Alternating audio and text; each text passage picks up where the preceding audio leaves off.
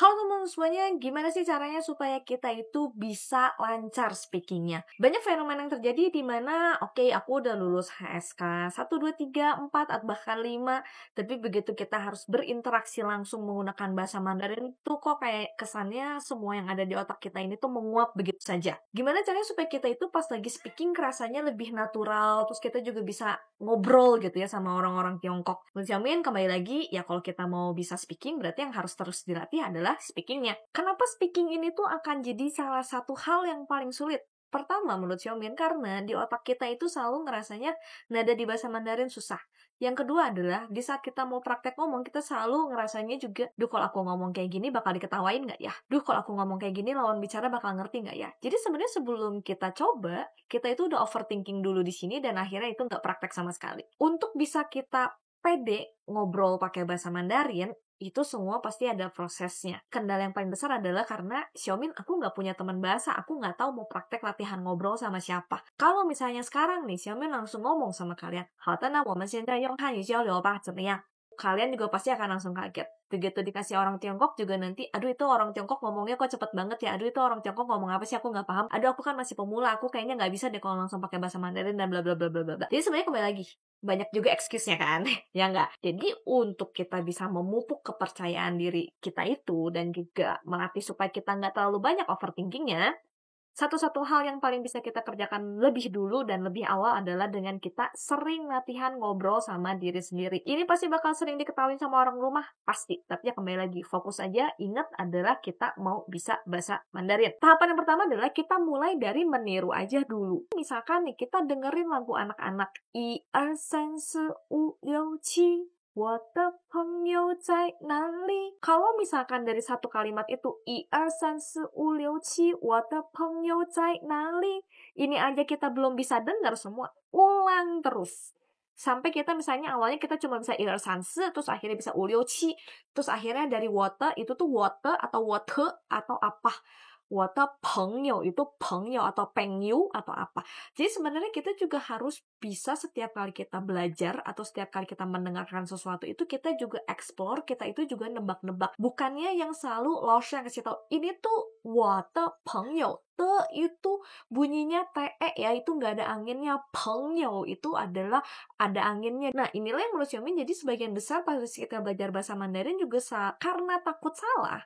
Justru kita selalu nunggu orang lain yang ngasih tahu kita sehingga, maaf nih, otak kita itu nggak terbiasa untuk berpikir, untuk explore sebenarnya bunyi di bahasa Mandarin itu seperti apa. Nah, di saat kuping kita juga belum terbiasa untuk mendengar dan belum bisa membedakan bunyi-bunyinya, tapi kita udah mau ngomong. Nah, inilah yang menurut Xiaomin gap yang akhirnya bikin kita jadinya nggak bisa ngomong. Kenapa? Karena apa yang mau diingat di otak, kita juga masih belum paham ini bunyinya seperti apa. Bunyinya kita belum paham, kita belum bisa ngebedain, tiba-tiba kita juga udah harus tahu, oh itu arti kalimatnya maksudnya apa.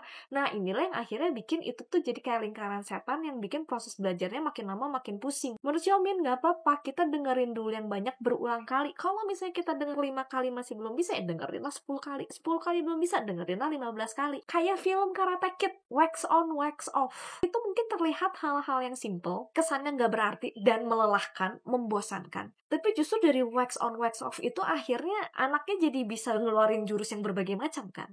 Misalnya kita lagi nonton film, oh kita denger Nicaikama, kita udah denger, oh dia ngomongnya Nicaikama, oke kita coba keluarin dengan suara yang lantang, Nicaikama, Nicaikama, Nicaikama. Dan kalau bisa di kaca, di video, audio, supaya apa? Supaya kita bisa ngeliat nih, oh pada saat kita ngomong bahasa Mandarin itu mulut kita seperti apa, Piaoqing, ekspresi kita seperti apa, nada intonasinya seperti apa, apakah yang kita keluarkan itu udah sama seperti yang kita dengar. Nah di saat kita udah bisa oh ternyata ini yang aku ucapin udah sama, nah itu berarti sense berbahasa kamu udah enak. Nanti pas mau belajar yang lainnya juga udah lebih nyaman. Misalnya nih kita lagi mau ngomong ni hao, tiba-tiba kita ngomongnya ni hao, kok nggak enak ya? Kenapa kita bisa ngerasa nggak enak? Karena kita biasanya ngedengarnya ni hao, ni hao, ni hao. Nah itu dia. Jadi kalau misalnya kita untuk yang sesimpel ni hao, 我的朋友在哪里? Ini aja kita sebenarnya masih banyak overthinkingnya, masih aduh nih how itu nada berapa sama nada berapa. Nah inilah akhirnya bikin pada saat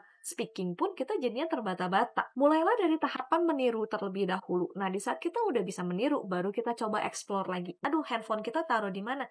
我的手机在哪里? Di situ kalimatnya bisa dieksplor, kita ganti-ganti kan. Nah, ini juga yang akhirnya nanti bisa bikin kita eksplor ke kalimat-kalimat yang lebih spek dewa lainnya. Putusin urat malunya, karena menurut Xiaomin sebagian besar lawan bicara kita juga pada saat tahu kita ini orang asing, kita ini baru belajar bahasa Mandarin, mereka juga akan dengan sangat sabar menunggu atau menggunakan kosakata-kosakata yang lebih simple, yang lebih sederhana, supaya bisa ngobrol sama kita. Kalau misalnya kita dari awal juga udah nggak berani mulai untuk membuka topik atau ngajakin ngobrol, nah gimana akhirnya kita bisa punya kesempatan untuk orang itu juga ngeladenin kita untuk ngobrol. Soal kalau misalnya nih, amit-amit ketemunya sama sosok-sosok oknum-oknum ya, Xiaomi sebutnya oknum-oknum. Orang-orang yang bisanya cuman mengkritik dong, cuman bilang, ih bahasa Mandarin kamu jelek, ih kamu kalau ngomong tuh nadanya berantakan banget dan bla bla bla segala macem. Kalau memang itu bikin kamu ngerasa gak nyaman, ya udah berarti tahu, aku lain kali jangan nyari dia untuk ngobrol. Kita fokus aja untuk nyari begitu banyak orang yang support kita, yang memang mau ngobrol sama kita. Kalau misalnya mereka juga nggak mau ngobrol dan dia juga bikin kita gak nyaman,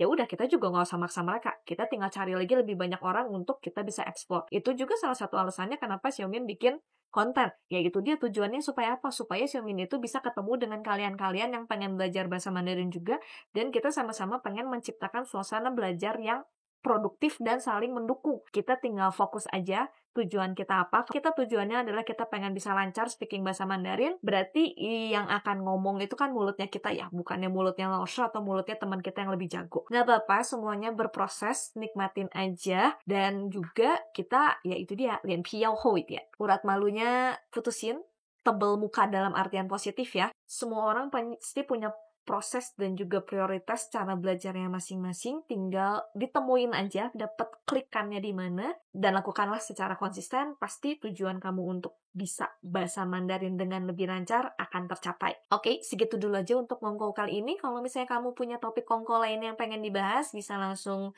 tulisin aja di kolom komentar. Kita ciptakan suasana Kongko yang nyaman dan juga suportif. Oke, Ichin Uli. Ceng!